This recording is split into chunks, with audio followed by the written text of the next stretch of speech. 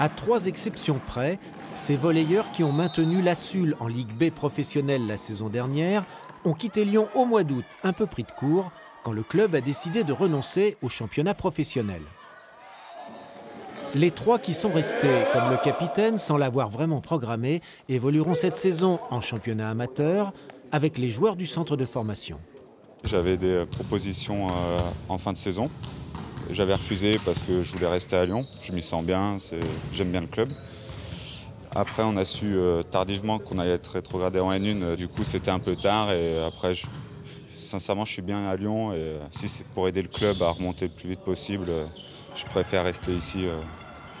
Autrefois, avec Éric Bouvier, la SUL fut l'un des plus grands clubs européens, poussé par un public qui remplissait le petit comme le grand palais des sports de Gerland.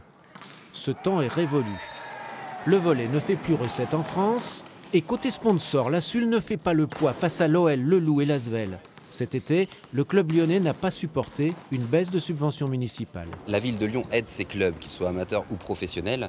Mais il y a un moment, quand un club joue en 2e division depuis 3 saisons, que le public ne vient pas en nombre, que les partenaires privés ne sont pas forcément là, qu'il y a une visibilité qui est quand même faible pour la ville de Lyon, d'investir presque 500 000 € à l'année, 70% du budget du club, c'est quelque chose qui est plus acceptable et qui est plus possible pour la collectivité.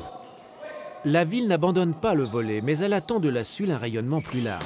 Et justement, le club lyonnais vient de créer la Volley Academy Lyon Métropole, une structure pour partager son expérience avec les 29 autres clubs de l'agglomération et leur ouvrir son centre de formation.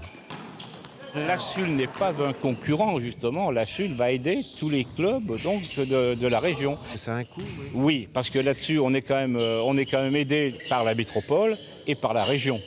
Donc où on a quand même de bonnes subventions pour ça. Il y a 5500 licenciés volley dans l'agglomération lyonnaise. C'est avec eux que la SUL espère s'offrir un avenir.